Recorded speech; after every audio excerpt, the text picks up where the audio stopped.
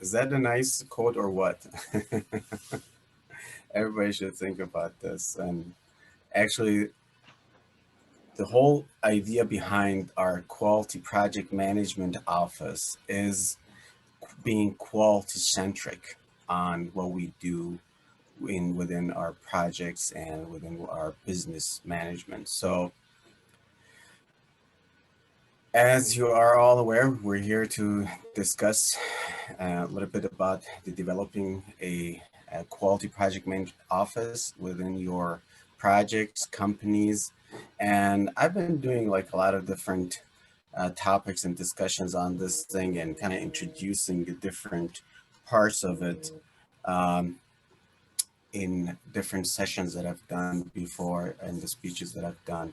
And I think this is probably the one that connects all the dots with doing a good project management and a good business management for better project outputs and better business outcomes. So before we start, I'd like to discuss a little bit about what do I mean by quality presentation. Well, everybody hates another webinar to sit in an hour webinar and uh, listen to things that might not be useful to them or they can't use practically, or we have different type of personalities. Some people are left brainers, some people are right brainers. You have to give some people some practical stuff that they can implement, and then to other people you have to just make their imaginations grow. So hopefully I can lead with my main point, speaking very clear and concise of my intent and what I'm supposed to kind of relay the message. And hopefully with some of the case studies that I'm going to present today, I'll try to make it more realistic to what you can apply, hopefully after doing some collaboration and analysis of what we're discussing here, and hopefully it would be practical to you to implement in your projects and your companies. So a little bit of a few announcements, and as you know, this meeting is being recorded. You're more than welcome to have your webcams on, and anytime you wish to speak or ask a question, I don't mind being interrupted. I'd like a more collaborative kind of meeting. The things that are here mostly are free photos and things that are available on internet. If something is copyrighted, I try to put a copyright sign on it. Most of these icons are from Microsoft Office, but I use some from flaticon.com, so they wish to be known for that as well. So if you like those icons, you can get those there. And if you have any questions and you try to speak up or whatever, you can always put it in the chat. I'll try to look at them periodically. And hopefully we share with you the video and the PowerPoint presentation, so you don't have to worry about taking screenshots or recording or anything. This is all going to be available to you.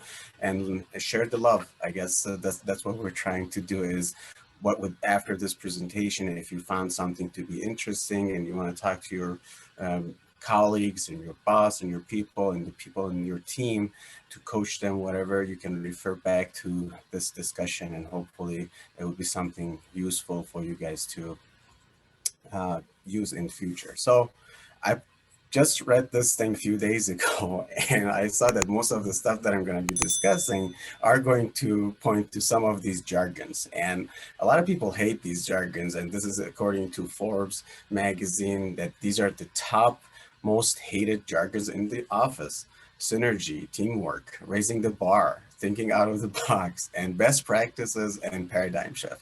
So to me, it was funny, but the one that I hate most, the idiom that we say, those who can do and those who can't teach. So I'm a teacher, I'm a doer, I've done work and I've done teaching. So this is the one I really hate. So we're all going to hate some of this stuff, but hopefully after going through this whole presentation, we couldn't do some paradigm shift. So this is the first one that we're going to talk about, is the roadmap to a paradigm shift. This is the first one that we hate, right? So in the next 60 minutes, what I'm going to try to do is to present something that would give you food for thought and how you can think about the topic of quality topic of PMO and how you can apply it to your companies. So I'm going to start with the purpose. This is how I'm going to lead with my main point is I'm going to tell you the purpose ahead of time, and then hopefully talk a little bit about my methodology, how I drived and came to this, and then show you an actual case study that I'm telling you, I'm not just teaching, I'm doing it, actual project that we've done and we successfully completed. And then talk a little bit about the QPMO, which is the quality PMO, and how we drive at it. And hopefully after the 45 minutes of talking, you guys, if you have any questions or you'd like to discuss any point of it, then we can discuss that. So this is the purpose.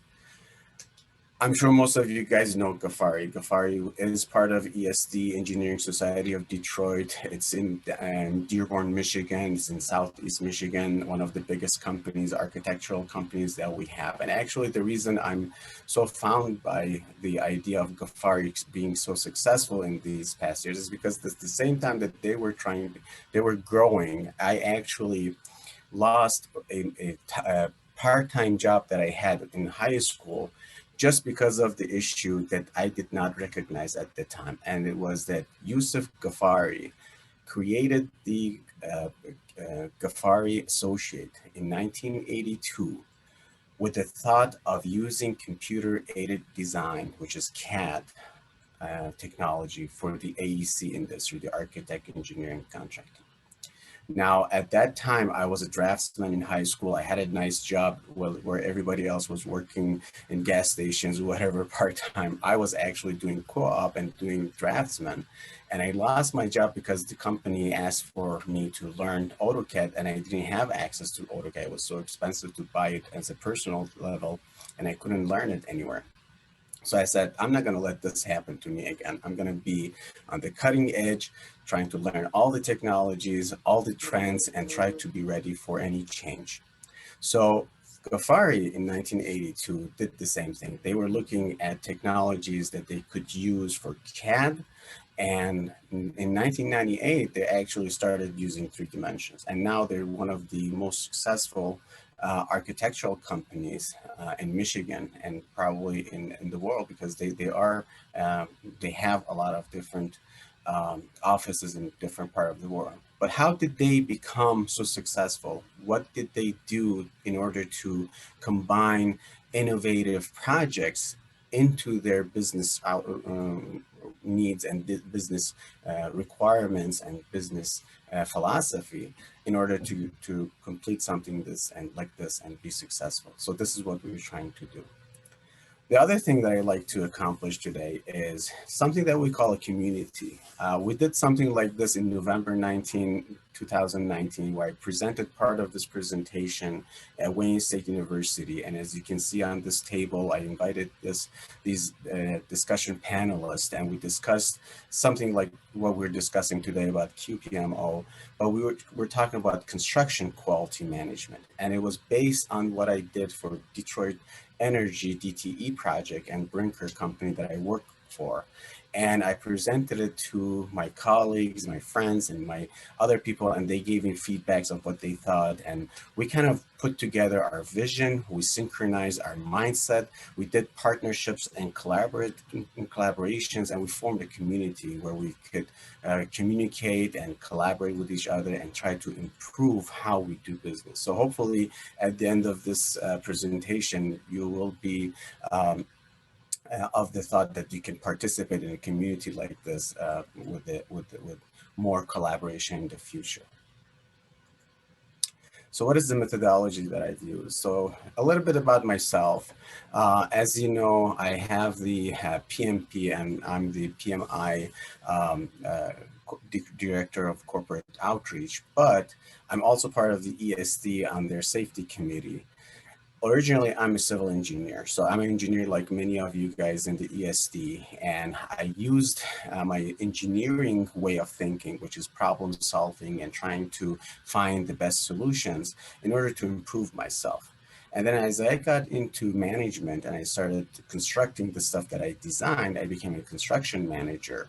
And that's what my master's degree has been on construction management.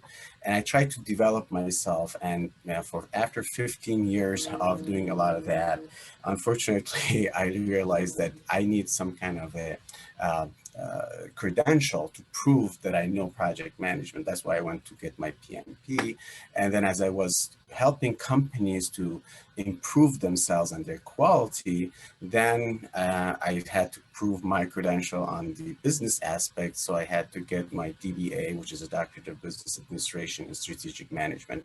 And this is one of my favorite photos. As you can see, I'm negotiating with a Chinese company on a very big, it was a $250 million project. And the two gentlemen that have their hands folded next to me are the owners of that company. And I'm doing the talking for that company. So this was one of the most interesting photos that I have from the time that I was doing this thing is I was trying to kind of bring the two companies together and kind of create some kind of partnership. But as you can see, the owners weren't that fond of the idea, and we were trying to create that synergy there, and it took a little bit of effort there. So a little bit of history of how I went from engineering to construction management, and then became the managing director of an international company and created a lot of PMOs as a consultant. Then came back to the Detroit area to be part of the Ellis Brinker. I've worked from different perspective and roles, either the owner type, the engineering company, construction. I even did self-perform some work and as a consultant. So, and the type of projects that I've been working on have been industrial, commercial, schools, roads and bridges, and whatever. But what I realized after doing this for 20 years, I have 21 strong areas that I've been using consistently. And that's the project management aspect of my work, the business aspect of what I do, and then combining the things from construction and quality management. So as you can see here, these are the different knowledge areas that I've been concentrating on, and I've realized that I'm gaining a lot of benefits by focusing on those areas. So I developed my quality project management office methodology based on the best practices and tools available to me from each one of these different folks. And if you're my LinkedIn friend or connection, you've probably seen my article on my Ikigai, that's how they say it. Ikigai, I'm sorry. Ikigai is a Japanese word for long and happy life, and how you can come up to your Ikigai through a good thinking about your passion, what is your profession and your vocation is, and how you can drive to get to your mission. So my mission has been to kind of create these synergies and collaboration, and I'm adding this sustainability side to it. So coming with the strategy of how I look at any role or any responsibilities that I take, and how I combine these things with the love of teaching and coaching my team. So look at some case study. As mentioned, the CQM methodology that we developed was for a DTE project, and this is a joint, actually, this is a Brinker project that Barton Mello is helping us as the project management service, and we're working together on this project. And at the time, I was asked to create a quality program for Brinker Barton Mello team, and kind of, I used my QPMO approach in order to drive that. And it was interesting. I did an advanced construction quality conference in September 2020 after developing this thing. And I did an interesting presentation. It was supposed to be in Denver, but then hit the Corona pandemic. And everybody has, and these are the construction quality experts, everybody has their own definition of what is construction quality, how it's supposed to be done, what are the responsibilities of different people. But again, I didn't drive that on my own. I had to go and look at the different methodologies. So I took a course in CQMC from US Army Corps of Engineering, and realized these are the main risks in a job site. And to improve the quality of our work, we need to focus on these 5 elements to make sure that we are within our time and budget, and complying to all the regulations and the safety concerns and achieving quality of the product. However, we wanted something to be in a total quality management sense, because as you know, a lot of people look at quality management in construction as just inspections after the work is done. However, we promote quality control and quality assurance on a multi-level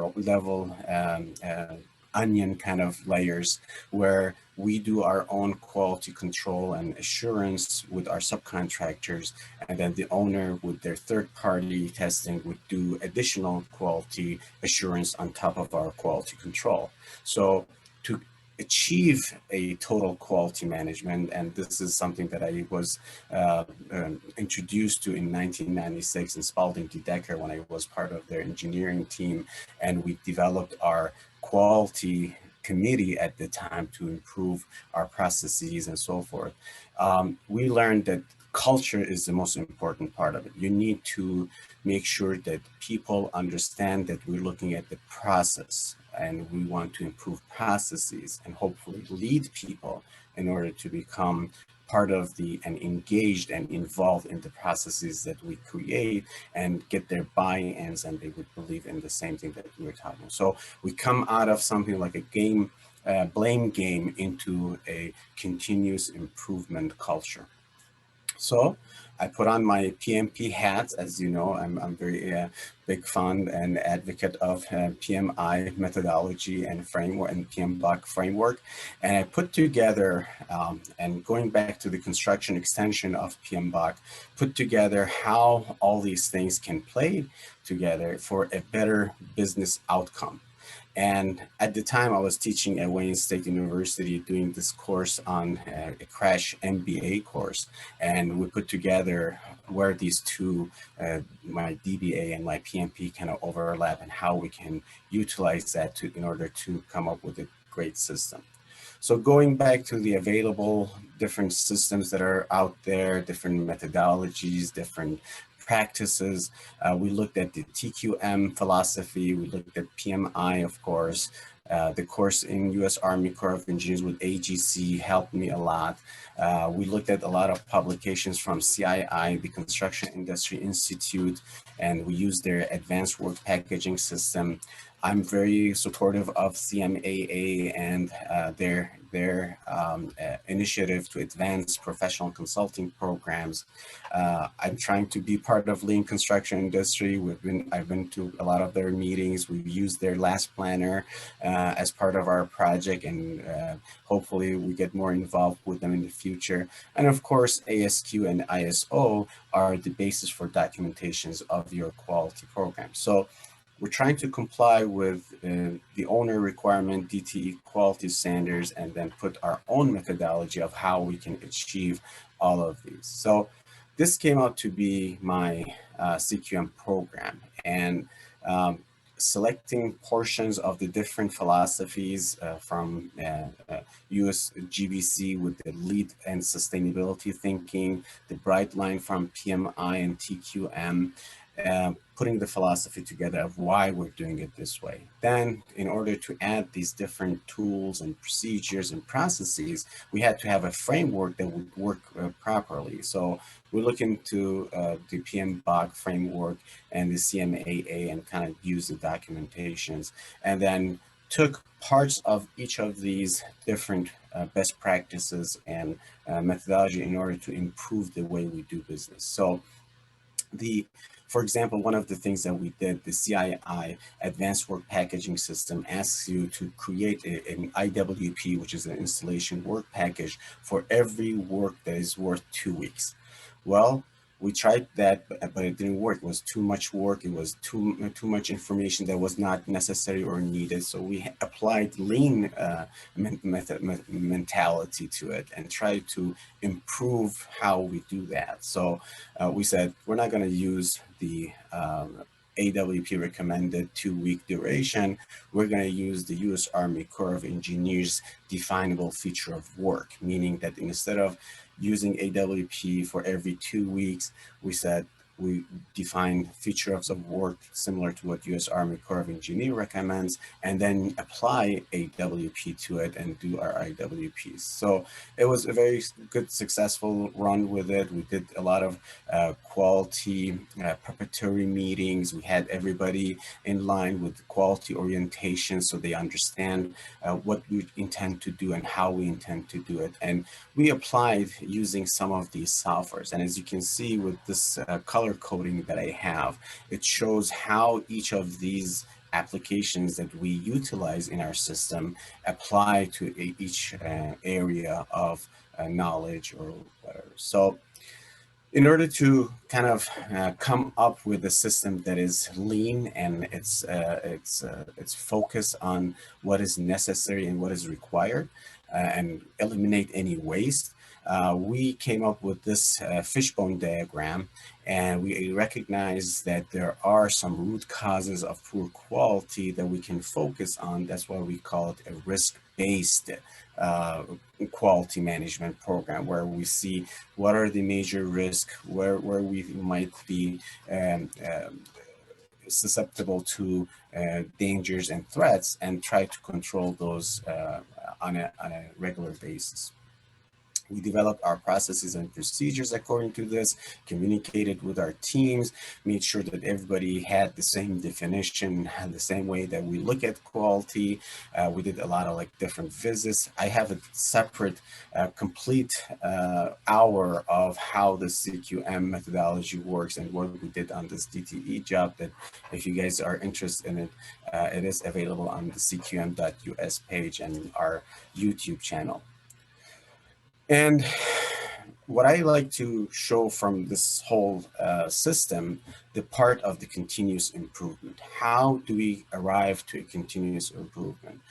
I'm sure that a lot of you guys know that if you don't have commitment from top management, doing any improvement in the company is not going to be successful. So if the management approves it, they support it, they spend money on it, then it becomes part of the system. Of course, it has to align with the core values of that organization. So the philosophy and the strategy that the company or the entity or the organization has must be from the shareholders and the stakeholders that are running the company and believing in the system. So once you develop that, you need to have a mechanism in order to implement those ideas and thoughts. And the way we implement those are by the methodologies and procedures that we produce. So to implement those procedures, you need frameworks and processes. There are certain tools that you will purchase and utilize in your system. And then you collect some data and you generate some reports. Data and reports by themselves are not useful unless they are turned into information that managers can use to make better, faster decisions and understand why they're making those decisions. And as they are developing in that system, it becomes a knowledge management base for them to generate wisdom. And this wisdom is what we call BI, or business intelligence. And everybody in the team, executives, directors, managers, engineers, supervisor, everybody is part of this thing. And whatever you come out with lessons learned and all those jargons that they talk about, like we need to learn these things and utilize and whatever, it becomes business intelligence that you use to adjust your strategy, to adjust your philosophy and grow and change and do change management for future to adapt to the change of the environment and all those other things. So in our next step, we wish to utilize ProCore better. This is one of the things that we utilize in our work is the ProCore system, and they have done very nice job of creating BI dashboards and stuff. But however, a lot of companies don't know about this thing, they don't utilize it. And to utilize something like this, where all these dashboards are customized and tailored to your need, you really need to combine all these efforts on the business side and the project management side, and how you guys can utilize a tool like this to make better and faster decisions correctly. And finally is the quality culture and recognition. That was the biggest driver of our success, is to understand each other. As I tell my students, and we covered this a few days ago actually, whenever you form a team, the team is formed because of different forces and different decisions and different people controlling you. You don't have any choice. You don't have any way of selecting your teammates. So the first thing that's going to happen after forming is storming. Storming is when people don't understand each other. They don't understand each other's perspectives. They don't understand each other's psychology or the way they look at the world and their vision and what they deem to be a priority or requirement. And after the storm is you're through the storm with all the discussions and all the different bad experiences that you go through, you get to a normalizing phase. So we say forming, storming, and then norming. And the norming stage is when people understand each other and know each other's push buttons and where to push and not, and where they stand in the team and how much responsibilities they have, what are they responsible for, and so forth. And we use RACA chart, we use job descriptions, we use meetings to facilitate that. However, understanding that this is a 5-phase process in order to get to performing, which is the 4th stage, is very important. So a lot of people don't understand that, and they don't realize that these things are discussed scientifically. They are part of PMI philosophy, and a lot of business psychologists talk about this thing. So you got forming, storming, norming, performing, and finally is adjourning. So adjourning, you need to bring everybody and adjourn the team in a good standing and good relations, because again, they're going to meet each other in different projects or in different areas, and they change companies or change industries or whatever, and they're going to meet again. So if they don't have that good taste at the end of the project that we finished together and we were successful, or we learned lessons of the way that we did something wrong, then you won't have that bad taste stay with them, and they can use this as a good experience that they can use later. So I have a lot of good stories to tell you about our job and the culture that we created, the quality culture that we created, that I try to be part of the team, help the team, instead of policing them, or instead of trying to be outsider, trying to give people recognition of what they identify and what they help us with the whole system. So again, the quality PMO with that mentality will generate that routine and will help you guys instigate that in your organizations. So the results, after 2 years for $80 million projects and 250,000 man-hour worked on this job, we only have 3 non-conformances and only 9 quality incidents and 0 out-of-spec reports. And we got a 5 out of 5 star from DTE on our quality program. And this is a team effort. I'm not saying that was only our CQM methodology that did this thing, but the whole team and the whole Barton Mello system and the way that we presented it to our team, to our workers, to our subcontractors through implementation, orientation, and coaching, and trying to be part of the team as they are growing together, and how we report these things, how we document it.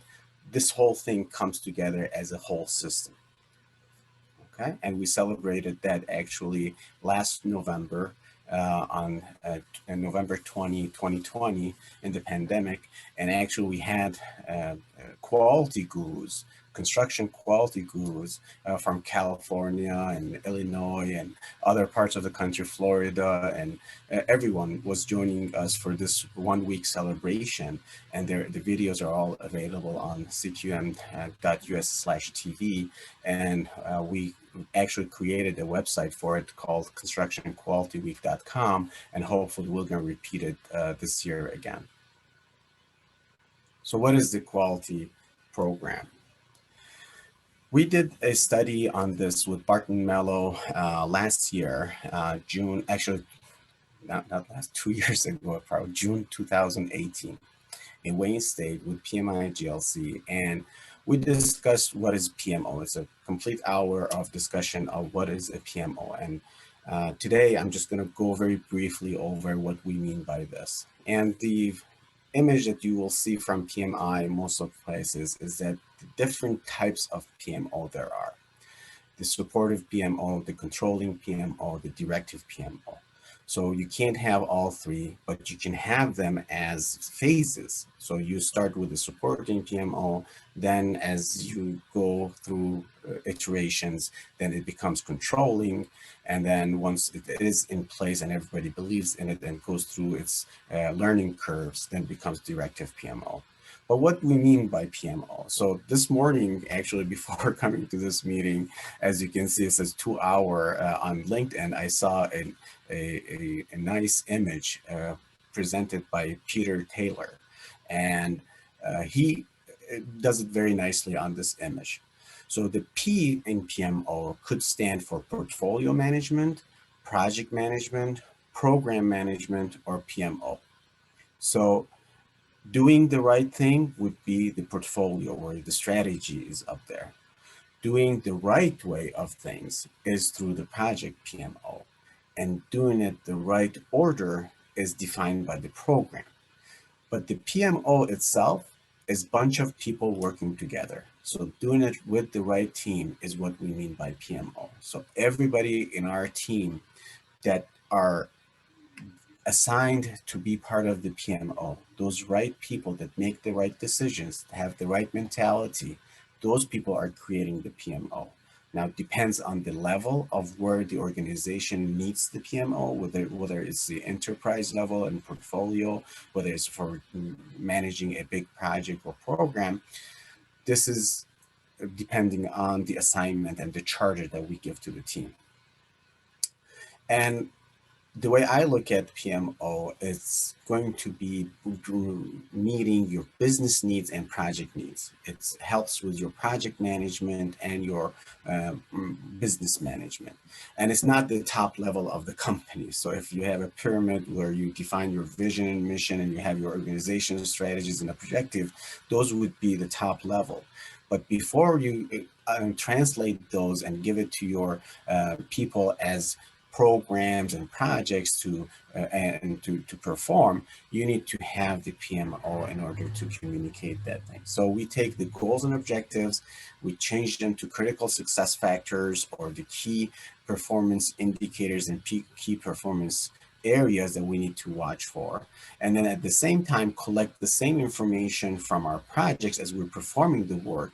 So the measures are changed to metrics per the KPIs that we're looking for. And then the KPIs are driven by business goals, and the KPIs from the project are constructed from project outputs.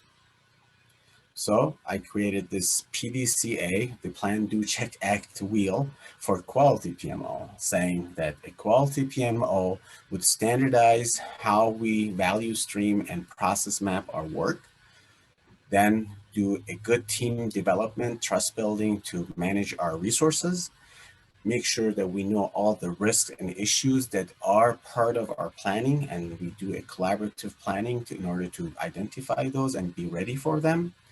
Make sure that we have a good supervision and monitoring program so everybody's involved. We get engagement from all our stakeholders. We continuously improve by collecting lessons learned and doing research and development into new innovations and new topics in our industry. And then from all the findings, we create new strategies and expectations and govern the whole entire team and the company in order to use that standardization and then go through the same wheel again. So it's a PDCA, it's a Plan, Do, Check, Act, it's continuous improvement, and it's never going to stop. And the best knowledge areas that I recommend in my QPMO thinking for this is now the two areas, the business management and project management would probably be the same for every industry. However, for quality and construction, those two circular dots would change for each industry. For example, you would have automotive different way, or you have maybe healthcare system different way, whatever. But all of them would need some cross-functional knowledge areas that are not part of those 21 that I discussed before. And system thinking, collaboration, innovation, technical expertise, compliance, human capital, capital planning, facility management, and business intelligence are the things that are bases for cross-functioning of all these different knowledge areas that is needed when you put together. And hopefully we can use a system like QPMO for an integrated project delivery, which I'm going to be discussing that in our June event. We are bringing big companies from KPMG and ACOM and all those other companies, and we're working with AIA Detroit in order to discuss IPD projects and how we can achieve a better IPD team using the latest and greatest best practices. So that's another CQM event for this year. And as you know, this pandemic, I mean, had a lot of impact on us that we didn't have these meetings in person. We couldn't get together. But the good part of it is that we are bringing guests from all over the country, because it's so easy to have everybody join us in the virtual meetings. So what else can you use QPMO? There are a lot of trends in the future that a lot of companies are unable to adapt because they don't have the strategy and they don't have the mechanism to implement all the components of it. So they try something, it doesn't work, people don't believe in it, it's too difficult to implement, and people say it's useless, it's not going to work, it's not going to happen. It's funny how we have ProCore system and we're not even utilizing half of the stuff that you can do on it because people don't know why do they need to fill all that information in the form. Why is it important to fill all that information? Or why do they need to do this on a daily basis? Well, that generates the knowledge and the data and the information that we need to make decisions and create wisdom. So if you don't explain this to your team, if you don't do the proper training, if you don't have a big picture plan and strategy of how to achieve it, you're not going to be able to do any of these trends.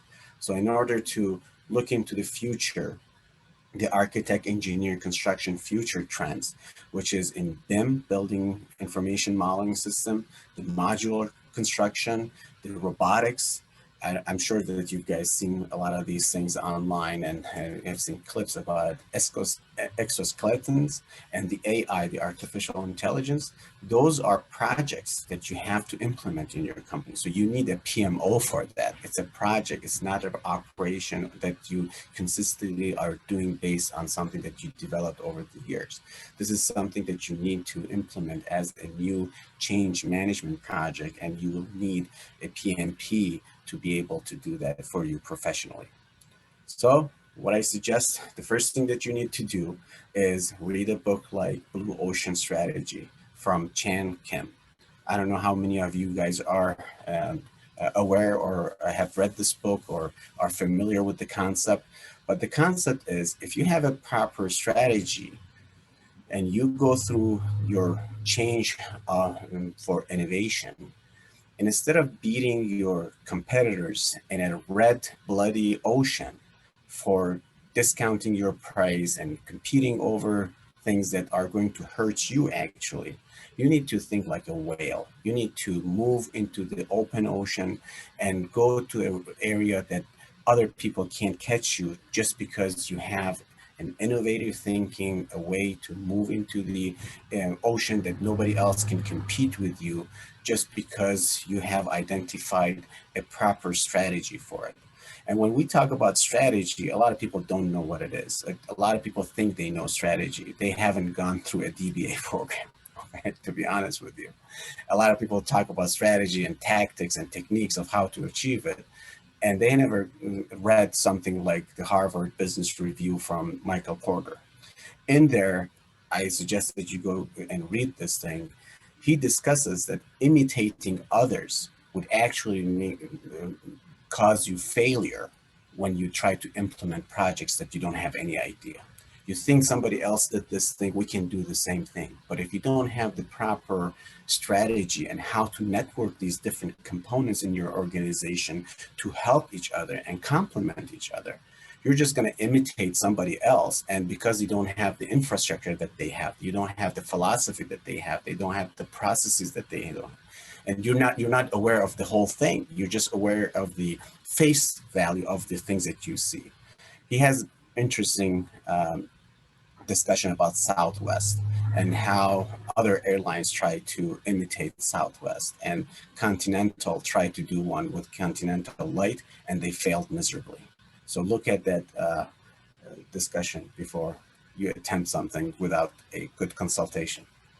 So case study, another one that's going to stick in your mind is Ktera. I'm sure a lot of you guys are engineers and you've heard Ktera. Just to give you an interesting recap of what Ktera is. It was founded in 2015 by Michael Marks. He was a former co-CEO of Tesla and the interim CEO of Tesla. And he created this technology-driven offsite construction companies in 2015. And in 2 years, in 2017, was one of the best startup companies to work for. And they gained or raised $1.2 billion in venture capital just with their strategy, just with their way of doing. And they grew so fast in the few years that they started that they have over $3 billion in project backlog. How did they do that? They have a good quality program, right? They have good strategy. So they use RFID technology, they use dashboards and business intelligence dashboards, they use prefabrications, they use BIM, they use drone, and this whole thing works together. It's not that they did these in a separate silo kind of projects. They work together, and what they present as their success story is the K90 project. As you can see the facts here, the framing that the K90 project has is only 26 days compared to regular status quo projects of 70 days. The installation of the MEP stuff usually takes 35 days. They only spend 15 days. And the drywall installation were like 3 days compared to 5 days, and the building delivery was 86 days compared to 140 days. I have placed the story, the video, and their white paper in QPMO.us/K90 link, as you can see on the screen, and you can go and download it and look at it, or you can go to their website. I got it from the source is their website. So K90 is a project where we're taking a building from slab up to the keys to our customer in 90 days. To try and take our traditional build, which spans in the 120 to 150 day range, down to 90, and then even lower through continuous improvement. K90 is our endeavor to do construction differently. We want to bring in manufacturing principles and control the environment similar to the way a factory would be run. One thing we've tried to do is really advance how we handle our material logistics. So on K90, material delivery doesn't stop when the material comes to the job site. We take materials all the way to the installation point to get a higher utilization out of the workforce. We of course make use of our materials audit app and audit dashboard. What that does is it gives the team a heads up of exactly what materials are coming and when they will arrive. Some of the innovative products that we're using out here are bath kits and wire and wall. The idea of the bath kit is everything you need to assemble a bathroom, be able to do it in a matter of hours. And so all the materials come crated up within the kit. One of the things that makes K90 possible is a higher level of completion coming out of the factory from our own products. An example of that on K90 is doing electrical wire in the wall panels as they are delivered to the job site. That allows us to expedite utility roughing in the field and spend less labor hours in the construction environment. One of the things that differentiates this job site is the advanced planning that went into it. We have every single activity on site by every single person planned to the labor hour and the duration. We have an opportunity here to look at every single step of the construction process. This isn't just about building a building in 90 days. This is about changing the way we do business and changing the way we do construction. And the only way we can do that is the amount of data collection that we do throughout the process to drive improvement down the line. The Apollo Construct platform gives us a better feedback mechanism and connection to the other organizations in our company. Throughout the entire company, there have been people dedicated to this project, and it's become a wide web of skill sets to do this, and getting everybody engaged in a common goal has really driven a better product out of the company. We've got a well-rounded mix of people from aerospace, from manufacturing, from gas and oil, but construction as well, so we can blend all these different thoughts to solve this problem. We completed the project in just 86 working days without multiple crews, overtime, or weekends. We are really proud of the quality of this build. It came together quickly without sacrificing craftsmanship or amenities. K90 is a big step, but it's just the first step. Everything that we learn here needs to be packaged, implemented, and integrated to all of our other job sites. What comes next in the journey is really scaling up what we're doing here. This is a pilot, it's a building, but it's a real proof of concept for what we're doing. One of the key outputs from this is our overall training program. So we'll use this to train people at all levels, in all roles, both on the process and job expectations, give them the tools to actually scale this up and repeat it. We want to improve the way we do business on every job site that Ktera has. We want to decrease the number of days it takes for us to build every building that we're involved in. And overall, we want to change the industry by disrupting it from the inside.